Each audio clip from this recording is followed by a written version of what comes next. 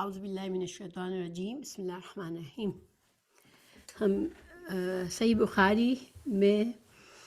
بخاری پڑھ رہے ہیں اور ہم کتاب الصلاۃ پہ ہیں، اور آج کی جو حدیث ہے وہ 387 یعنی 387 ہے، اور باب ہم پڑھتے ہیں۔ باب کیا ہے؟ باب الصلاۃ فی الخفاف، باب موزے پہنے ہوئے نماز پڑھنا جائز ہے۔ اچھا، اب امام بخاری جو ہے وہ موضوع پر مسح کرنے کا مسئلہ جو ہے وہ پہلے بیان کر چکے ہیں اپنی کتاب میں، اور وہ حدیث نمبر 202 سے لے کر جو ہے وہ 202 سے لے کر 206 تک اس مسئلے کو واضح کیا ہے امام بخاری نے۔ تو یہاں پھر دوبارہ کیوں ضرورت پڑی، کیوں امام بخاری دوبارہ لائے ہیں؟ کیونکہ یہاں پر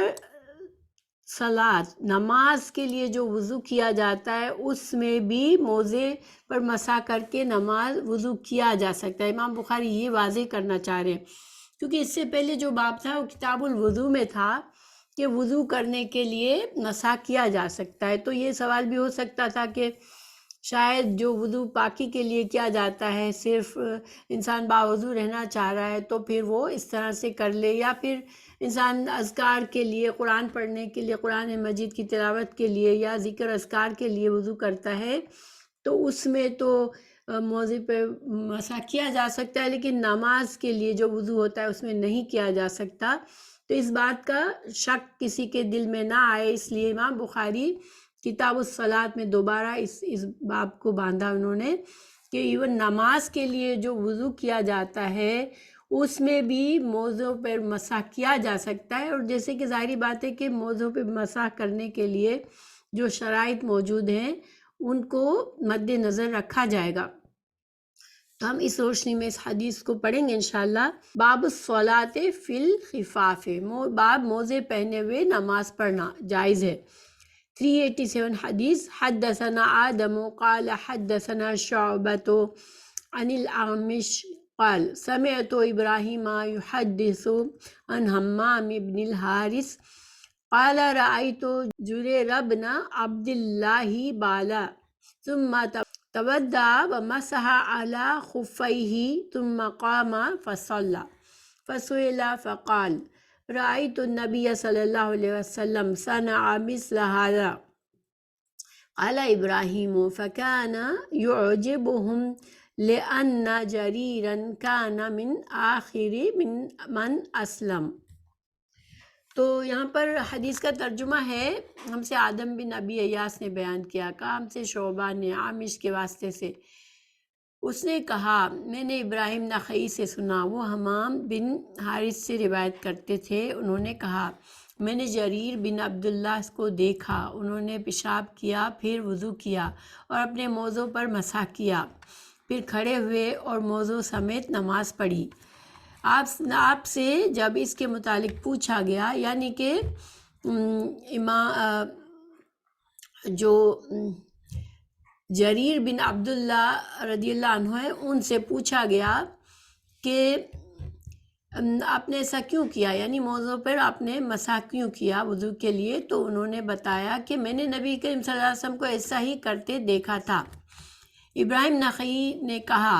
اور ابراہیم نخعی کون ہے؟ وہ اس حدیث کے راویوں میں سے ایک راوی ہیں، تو انہوں نے کہا، اپنا کامنٹ دیا اس حدیث کے بارے میں۔ ابراہیم نخعی نے کہا یہ حدیث لوگوں کی نظر میں بہت پسندیدہ تھی کیونکہ جریر رضی اللہ عنہ آخر میں اسلام لائے تھے۔ تب اس بات کو سمجھنا ضروری ہے کہ یہ جو انہوں نے یہ اس بات پر جو اپنی رائے بتائی ابراہیم نخعی نے کہ اس حدیث کو لوگوں نے اس لیے زیادہ پسند کیا کیونکہ جریر آخر میں اسلام لائے تھے،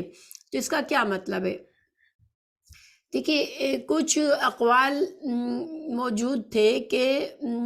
موضوع پر مسح کرنا جائز نہیں ہے۔ یہ حکم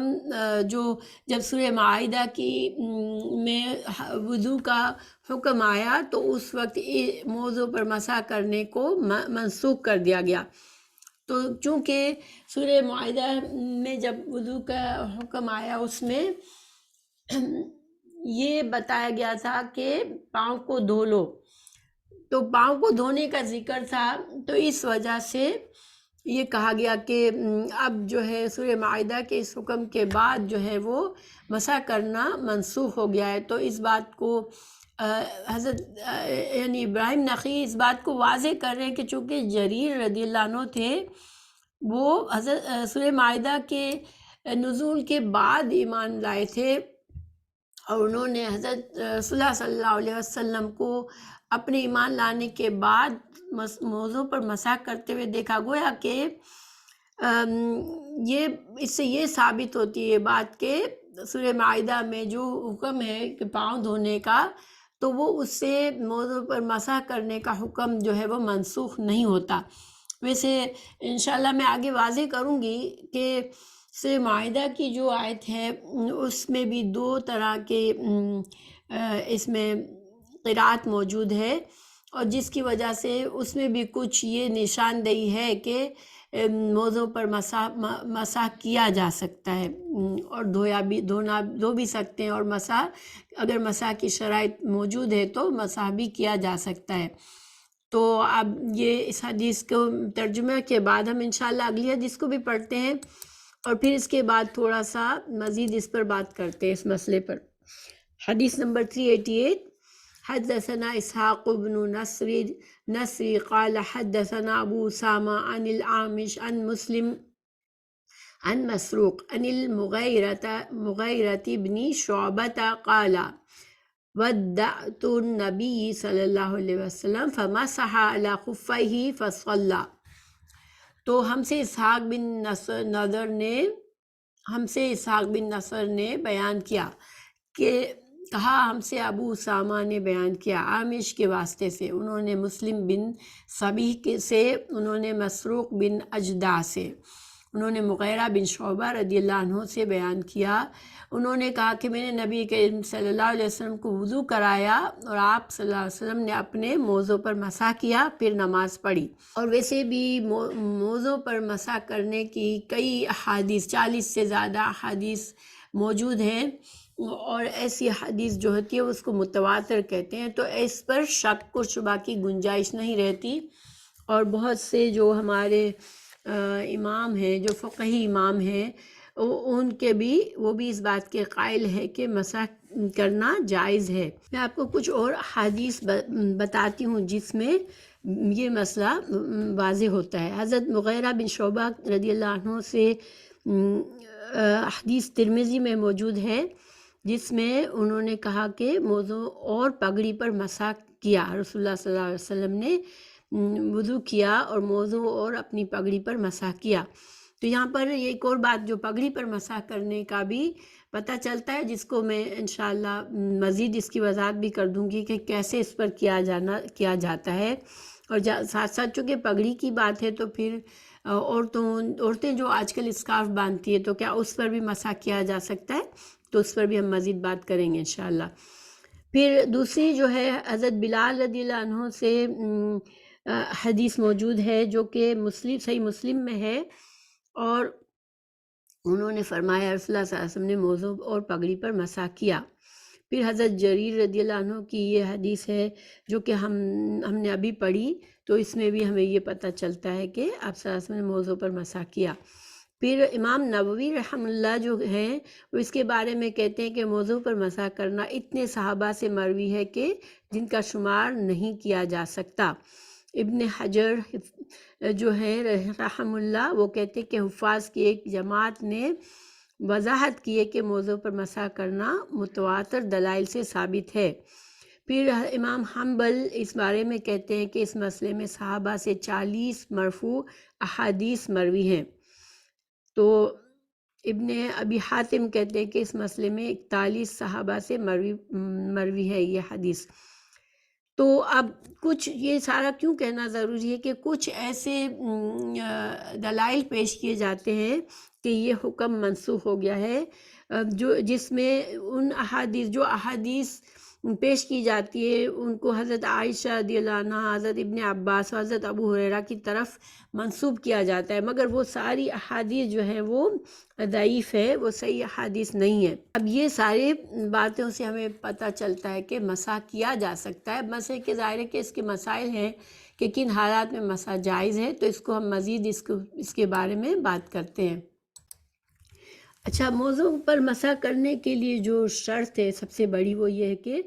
انسان نے موزے باوضو حالت میں پہنے ہوں، ٹھیک ہے۔ اگر ایک بار وضو کیا اور پورا وضو کیا، پیر دھونے کے بعد موزے پہنے، تو پھر بعد میں اس کے بعد وہ موزے نہیں اتارے اور دوسرے بار وضو ٹوٹ گیا اور پھر دوسری بار نماز کے لیے یا کسی بھی عبادت کے لیے وضو کرنا کی ضرورت پیش آئی، تو اس وقت موضوع پر مسح کیا جا سکتا ہے۔ اس کے بارے میں جو ہے احادیث پیش کی جاتی ہے، تو جس میں ہم صحیح بخاری میں آگے پڑھ چکے ہیں یہ حدیث کہ رسول اللہ صلی اللہ علیہ وسلم نے جب حضرت مغیرہ بن شعبہ رضی اللہ عنہ نے رسول اللہ صلی اللہ علیہ وسلم کو وضو کروا رہے تھے، یعنی کہ پانی ڈال کے وضو کرنے میں مدد کر رہے تھے، اس وقت انہوں نے چاہا ہاتھ بڑھا کر کے آپ صلی اللہ علیہ وسلم کے موضوع کو اتار دے، تو رسول اللہ صلی اللہ علیہ وسلم نے انہیں فرمایا کہ ان کو چھوڑ دو، کیونکہ میں نے جب یہ موزے پہنے تھے تو میں باوضو تھا، اور یہ بخاری کی حدیث 206 ہے جو ہم پہلے پڑھ چکے ہیں۔ اچھا، تو جمہور، جس کو ہم جمہور کہتے ہیں، جمہور صحابہ، جمہور کا پاکستان میں یعنی اسلام کے اکثر و بیشتر جو بڑے بڑے فقہی علماء ہیں، وہ سب اس بات پر ان کا موقف یہ ہے کہ یہ مسح کر سکتے ہیں، جبکہ انسان نے طہارت کے حالت میں موزے پہنے ہوں اور پھر موزوں کو اتارا نہ ہو۔ امام ابو حنیفہ کے بارے میں ایک قول یہ بھی ہے کہ وہ حالت حدث میں بھی موزے پہننا جائز ہے، اس کے بعد وہ اپنا وضو مکمل کر لے۔ تو یہ امام ابو حنیفہ کے ایک موقف یہ بتایا جاتا ہے کہ انسان نے پاکیزہ حالت میں یعنی باوضو حالت میں وضو نہ بھی پہنے ہو تب بھی وہ بعد میں ان موضوع پر مسح کر سکتا ہے، لیکن یہ جو جمہور ہے، جو جمہور کا موقف ہے، یعنی کہ جو راجح قول ہے، وہ اس بات کے نفی کرتا ہے، اور ان کا یہ خیال ہے کہ پاکیزہ حالت میں، وضو کی حالت میں موزے پہننا لازمی ہے، اس کے بعد جو ہے وہ مسح کیا جا سکتا ہے ان موزے پر۔ اچھا، اب ایک یہ سوال پیدا ہوتا ہے کہ موزے کے کس حصے پر مسح کیا جائے، تو اس کے بارے میں بھی اختلاف ہے علماء کے درمیان۔ تو مختلف علماء نے، جیسے امام شافعی، امام مالک نے کہا کہ موزوں کے اوپر مسح کرنا فرض ہے اور موزوں کے نیچے مسح کرنا سنت ہے، یعنی کہ ان کا ایک یہ قول موجود ہے امام مالک اور شافعی کا کہ اوپر تو ضروری ہے لیکن نیچے کر لے تو اچھا ہے، یہ سنت کا طریقہ ہے، لیکن یہ جو ہے یہ جمہور یعنی راجے جو ہے، یہ راجے قول کے خلاف ہے یہ موقف، ٹھیک ہے، جس پر زیادہ تر علماء اور صحابہ کرام جس بات پر متفق ہیں وہ صرف موزے کے اوپر کا حصہ ہے۔ اس کے بعد امام احمد اور امام ابو حنیفہ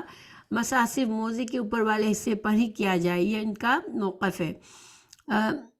پھر امام ابو حنیفہ یہ بھی کہتے ہیں کہ ہاتھ کی صرف 3 انگلیوں کے برابر کے سے مسح کرنا چاہیے، یعنی کہ جب مسح کرے تو انسان صرف ہاتھ کی 3 انگلیوں سے مسح کرے اوپر کی طرف موزے کے، لیکن امام ابو حنبل کہتے ہیں کہ موزے کے جو اوپر کا حصہ ہے، پیر کا جو اوپر کا حصہ ہے، اس کے اکثر حصے پر مسح کرنا چاہیے۔ اور امام شافعی کہتے ہیں کہ اتنے حصے پر مسح کرنا چاہیے جس پر مسح کا لفظ بولا جا سکتا ہے۔ اب اس کا مطلب یہ کہ یعنی کہ ہاتھ، دیکھیے مسح کا کیا معنی ہوتا ہے، مسح کرنا کہ ہاتھ سے ہاتھ پھیرنا، ٹھیک ہے، تو اب ہاتھ پھیرنے کا لفظ تو تھوڑی جگہ پر بھی بولا جاتا ہے اور زیادہ پر بھی بولا جاتا ہے، تو امام شافعی کہتے ہیں کہ جتنا سے بس یہ بات ثابت ہوتی ہے کہ مسح کیا تو وہ جائز ہے اور وہ قابل قبول ہے، یعنی کہ وہ کوئی پابندی نہیں لگا رہے کہ کتنے حصے پر مسح لگانا چاہیے، مسح کرنا چاہیے۔ اور راجح قول جس پر زیادہ لوگ اس بات پر متفق ہیں، اور حضرت علی رضی اللہ عنہ کا بھی ایک قول اس سے موجود ہے، تو وہ صرف کیا ہے کہ صرف موزے کے اوپر والے حصے پر مسح کیا جائے گا۔ حضرت علی رضی اللہ عنہ سے مروی ہے کہ اگر دین کا دار و مدار رائے و عقل پر ہوتا تو پھر موضوع کی نچلی سطح پر مسح اوپر کے نسبت زیادہ قرین قیاس ہوتا، کیونکہ ظاہری بات ہے کہ انسان کے پیر نیچے سے گندے ہوتے ہیں جب انسان چلتا ہے موزے پہن کر، تو اگر زیادہ انسان اپنی عقل کا استعمال کرے تو پھر وہ پیر کے نچلے حصے پر کرنا چاہیے، لیکن ہماری شریعت عقل کی بیس پر نہیں ہے۔ جو ہمیں احکامات رسول اللہ صلی اللہ علیہ وسلم نے دے دیے، جو قرآن اور حدیث سے جو بات واضح ثابت ہو گئی، ہم اس پر عمل کرتے ہیں۔ تو حضرت علی رضی اللہ عنہ یہاں آگے فرماتے ہیں کہ میں نے خود رسول اللہ صلی اللہ علیہ وسلم کو موزے کے بالائی حصے پر مسح کرتے دیکھا ہے، اور یہ جو ہے یہ ابو داؤد کی کتاب میں موجود ہے، ٹھیک ہے، یہ صحیح حدیث ہے جو سنن ابو داؤد میں موجود ہے، کتاب الطہارہ میں۔ اچھا، اب دوسرا سوال یہ پیدا ہوتا ہے کہ کتنی دیر تک، یعنی وضو کرنے کے بعد کب تک انسان صرف مسح کر کے دوبارہ وضو کر سکتا ہے؟ کیا اس ہمیشہ کے لیے کر سکتا ہے اگر موزے نہیں اتارتا تو، یا پھر کچھ وقت مقرر ہے اس کے لیے؟ تو اس میں کچھ اقوال ہیں کہ مقیم کے لیے اور مسافر کے لیے مدت میں فرق ہے۔ حضرت علی رضی اللہ عنہ کا قول پیش کیا جاتا ہے کہ مدت مسح کے بارے میں آپ سے سوال کیا گیا تو انہوں نے کہا کہ رسول اللہ صلی اللہ علیہ وسلم نے فرمایا کہ مسافر کے لیے 3 شب و روز اور مقیم کے لیے 1 دن اور رات مسح کی مدت ہے، اور یہ صحیح مسلم میں یہ حدیث موجود ہے، ٹھیک ہے۔ پھر امام مالک رحم اللہ مسح کی کوئی مدت مقرر نہیں کی، اس لیے ان کے خیال میں اگر موزے نہیں اتارتا انسان تو ہمیشہ مسح کر سکتا ہے، مگر یہ موقف صحیح نہیں ہے، ٹھیک ہے۔ یہ عام جو موقف ہے جس پر زیادہ تر علماء اور صحابہ کی رائے ہے اس سے غلط پڑتا ہے اس سے۔ اچھا، امام مالک کا یہ مذہب درست نہیں ہے، ٹھیک ہے۔ اچھا، پھر اور جس حدیث سے امام مالک نے یہ رائے قائم کی ہے وہ حدیث بھی جو ہے ضعیف ہے، ٹھیک ہے۔ صحیح حدیث اس کے بارے میں جو ہے ایک موجود ہے، وہ صحیح الجامع الصغیر میں ہے کہ جب تم میں سے کوئی وضو کرے اور اس نے اپنے دونوں موزے پہنے ہوئے ہوں تو ان دونوں میں نماز پڑھ لے اور ان دونوں پر مسح کر لے، پھر اگر چاہے تو انہیں مت اتارے مگر جنابت کی وجہ سے اتار دے۔ تو یہ حدیث جو ہے اس کی کیا وضاحت ہے کہ دیکھیں، جب انسان نے موزے پہنے ہوئے ہیں، طہارت کی حالت میں موزے پہنے تھے، اور جو کہ مدت ہم نے پہلے بات کر لی کہ مسافر کے لیے 3 دن اور 3 رات اور مقیم کے لیے 1 دن اور 1 رات ہے، تو اس دوران جو ہے اگر انسان باتھ روم جاتا ہے، قضاء حاجت کرتا ہے، یعنی بول و براز کے لیے، یا انسان گہری نیند سو جاتا ہے مگر اس نے موزے نہیں اتارے تو اٹھ کر وہ دوسرا وضو کرتے وقت مسح کر سکتا ہے، لیکن اگر اس کو جنابت لاحق ہوتی ہے تو اس کے لیے پھر اب مدت ختم ہو گئی، یعنی کہ اس جو مسافر اور مقیم کی جو بھی مدت مقرر ہے 3 دن اور 1 دن اور 1 رات،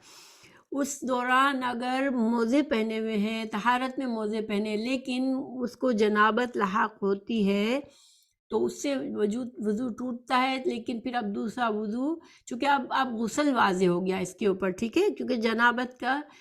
کے لیے صرف وضو سے طہارت نہیں ہوتی، تو چونکہ غسل اب اس پر واجب ہو جاتا ہے، تو اس وجہ سے اب اس کو موزے اتارنا ضروری ہے اور وہ پورا وضو کرے گا۔ تو جو جمہور کا مذہب ہے اس کے بارے میں یہی ہے کہ جو وقت ہے وہ 3 دن اور 3 رات مسافر کے لیے اور 1 دن اور 1 رات مقیم کے لیے۔ ایک اور بات ہمیں پتہ چلتی ہے حدیث سے کہ نہ صرف خفین، یہاں پر خفین کا ذکر ہے اس حدیث میں، خفین جو ہے وہ اس کی میں وضاحت مزید بھی کروں گی، لیکن یہ چمڑے کے موزے ہوتے ہیں جو کہ ٹخنوں سے اوپر تک ہوتے ہیں، لیکن دوسری احادیث جو ہم کپڑے کے موزے ہوتے ہیں ان پر بھی جرابیں جو ان پر بھی مسح کیا جا سکتا ہے۔ ہاں کچھ علماء کہتے ہیں کہ وہ اتنی موٹی ہو کہ اس کو ہم موزے سمجھ سکیں، لیکن جو سے نائلون کی بہت ہی پتلی سی عورتیں پہنتی ہیں جو جرابیں، وہ اصل میں موزوں کی تعریف ان پر فٹ نہیں آتی، تو ان کے ساتھ ان کو پہننے کے بعد جو ہے وہ مسح ان کے اوپر نہیں کیا جا سکتا۔ یہ ہمیں دلائل سے یہ بات ثابت ہوتی ہے، اور کچھ علماء کی اس پر یہ اتفاق ہے۔ پھر جوتوں پر بھی دیکھیے اسی طرح جس طرح موزے ہیں، اسی طرح اگر جوتے اس طرح کے پہنے ہوئے ہیں جو کہ ٹخنوں کو، انسان کے ٹخنوں کو کور کرتے ہیں، اوپر تک ہیں اٹھے ہوئے ہیں، ٹخنوں کے کو کور کر رہے ہیں، تو اب ایسے جوتے پہنے ہوئے ہیں اور پھر اس وضو کر کے پہنے ہوئے ہیں، تو پھر ان پر بھی مسح کیا جا سکتا ہے۔ اور یہ سفر کے لیے انسان سردیوں کے سفر میں بعض اوقات انسان ایسے جوتے پہنتا ہے تو ان پر بھی مسح کیا جا سکتا ہے۔ اسی طرح ایک اور روایت سے ہمیں پتہ چلتا ہے کہ جس کپڑے سے صحابہ کرام اپنے پیر کو لپیٹ لیتے تھے تو اس کپڑے پر بھی وہ مسح کرتے تھے، ٹھیک ہے۔ اور بعض اوقات کوئی چھوٹا سا سوراخ ہو جاتا ہے موزے میں، تو اس کے باوجود اس موزے پر بھی مسح کیا جا سکتا ہے، ٹھیک ہے۔ تو مسح کے لیے، مسح کے مسئلے کو قرآن میں بھی اس کی دلیل ملتی ہے۔ قرآن میں کیسے ملتی ہے اس کی دلیل؟ کہ جو سورہ مائدہ کی آیت ہے کہ جب تم نماز کے لیے کھڑے ہو تو اپنے چہروں کو دھو لو اور ہاتھوں کو کوہنیوں تک دھو لو اور سر کا مسح کرو اور اپنے پاؤں کو دھو لو۔ تو یہ جو پاؤں کو دھو لو کی قرات ہے، ارجلکم بھی پڑھی جاتی ہے اور ارجلیکم بھی پڑھی جاتی ہے، ٹھیک ہے۔ دو قرات موجود ہیں اس کی۔ قرات حفص جو ہم عام طور پر پڑھتے ہیں اس میں ہم ارجلکم پڑھتے ہیں۔ جب ارجلکم پڑھتے ہیں لام پر زبر کے ساتھ تو اس کا معنی ہوتا ہے کہ پیروں کو دھو لینا، ٹھیک ہے، پیروں کو دھونا۔ لیکن جب ارجلیکم لام کے زیر کے ساتھ پڑھا جاتا ہے جس قرات میں، وہ قرات حفص نہیں ہے بلکہ دوسری ایک قرات موجود ہے جس میں ارجلکم پڑھا جاتا ہے، تو اس میں پاؤں پر مسح کر لو۔ تو یعنی کہ قرآن میں بھی، قرآن کی آیت میں بھی اس ترجمے کی گنجائش ہے، ٹھیک ہے، کہ مسح بھی کیا جا سکتا ہے۔ مسح کے مسائل جو ہے وہ ہمیں حدیث سے ملتے ہیں۔ مسح کرنے کا کیا مطلب ہے؟ المسح، مسح کا مطلب ہوتا ہے کسی چیز پر ہاتھ پھیرنا، ٹھیک ہے۔ اپنے ہاتھ سے جب انسان کسی چیز پر ہاتھ پھیرتا ہے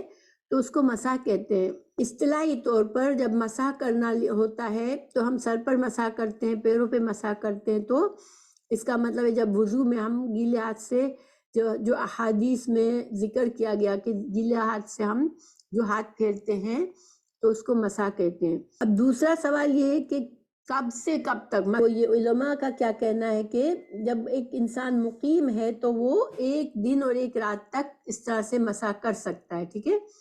موزوں پر۔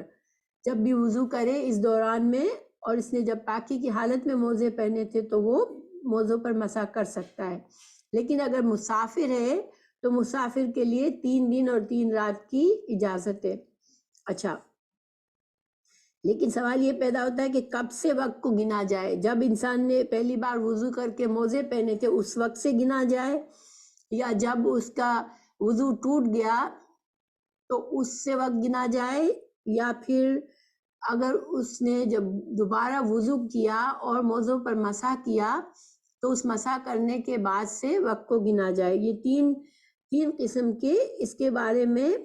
تھوڑا سا اختلاف ہے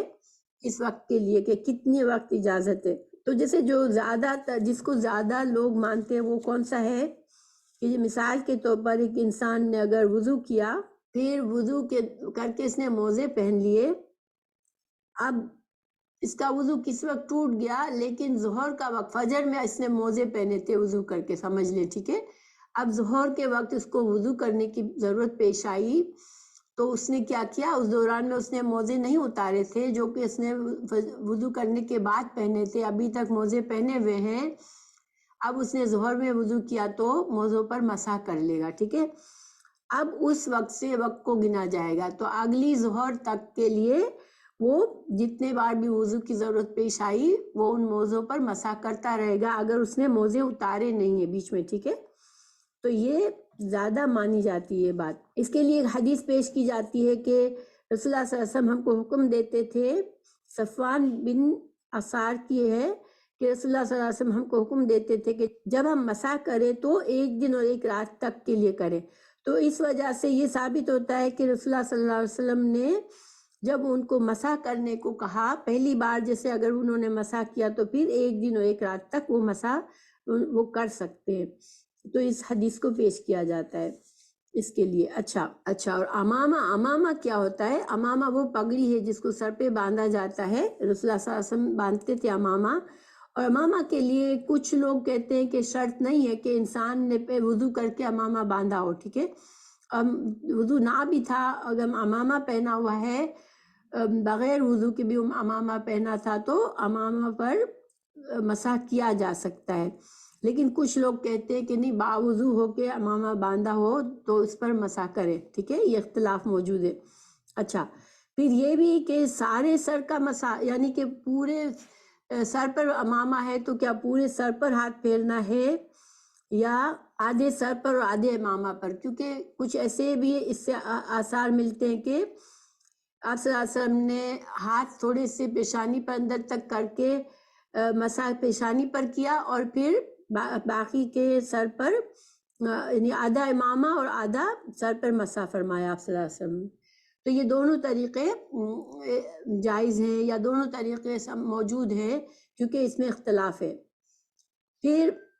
عورتوں کے لیے، کیا عورتیں اپنے اسکارف پر یا حجاب پر کر سکتی ہیں؟ تو اس کے لیے کوئی دلیل موجود نہیں ہے، تو اس لیے بہتر ہے کہ عورتیں یہ طریقہ نہ کریں۔ لیکن موزوں پر مسح کرنے میں عورت اور مرد میں فرق نہیں ہے، دونوں کے لیے سیم حکم ہے۔ جو جرابیں ہیں یا موزے ہیں ان کو کتنا اونچے تک ہونا چاہیے پیر میں؟ اتنا ہونا چاہیے کہ ٹخنوں کو کور کرتی ہوں، کیونکہ موزے پیر جب ہم دھوتے ہیں تو ٹخنوں سمیت دھوتے ہیں، اس لیے ٹخنوں کے بھی موزوں میں کور ہونا چاہیے، تو ان موزوں پر مسح ہو سکتا ہے۔ لیکن اس سے کم ہے اگر تو پھر ان موزوں پر مسح نہیں ہو سکتا۔ لیکن جیسے کہ میں نے بتایا کہ اگر تھوڑا سا پھٹا ہوا ہو موزہ،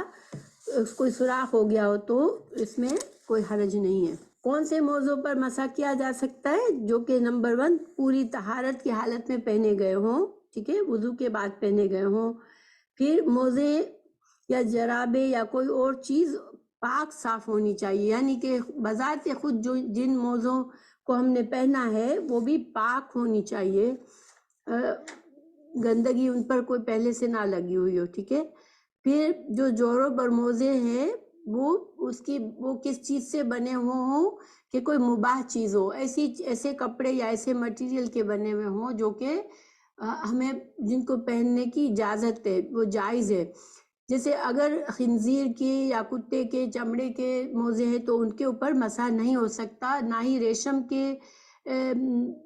موزوں پر، کیونکہ مردوں کے لیے ریشم پہننا اجازت نہیں ہے، تو ریشم کے کپڑے پر بھی موزے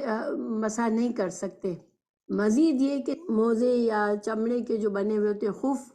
اس کے علاوہ اگر کوئی اور چیز ہے جس سے انسان کا پیر اس طرح سے ڈھکا ہوا ہے جو کہ پیر دھونے کا حصہ ٹخنوں تک پیر جس میں چھپا ہوا ہے، ان پر بھی مسح کیا جا سکتا ہے۔ یعنی کہ کوئی ایسے جوتے پہنے ہوئے ہیں جن کو مکمل طور پر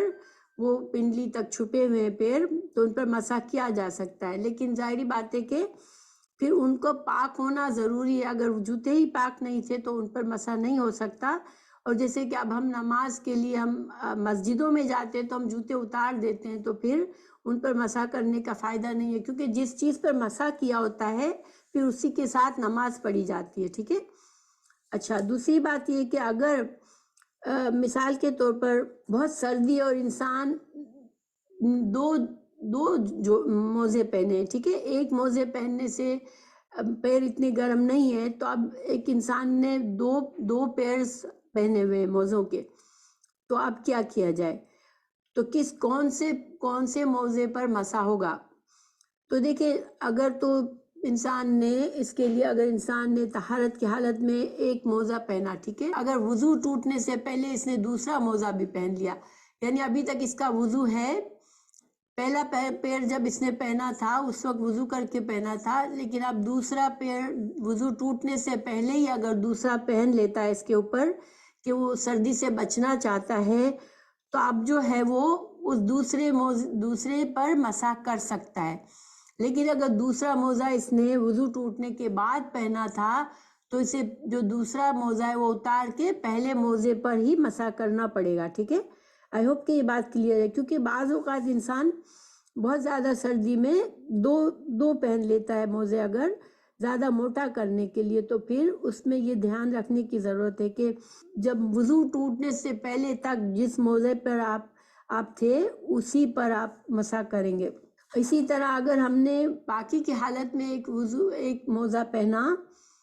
لیکن کچھ عرصے کے بعد، کچھ دیر کے بعد ابھی وضو نہیں ٹوٹا، ان موزوں کو اتار کے ہم نے دوسرے موزے پہن لیے، تب دوسروں پر بھی مسح ہو سکتا ہے۔ لیکن اگر ہم نے وضو ٹوٹنے کے بعد دوسرے موزے پہنے ہیں تو ان پر مسح نہیں ہو سکتا۔ یعنی کہ اس بات کیا ثابت ہوتی ہے کہ پاکی کی حالت میں جن موزوں کو پہنا ہے اگر ان کو اتارا نہیں ہے تو ان پر مسح ہو سکتا ہے۔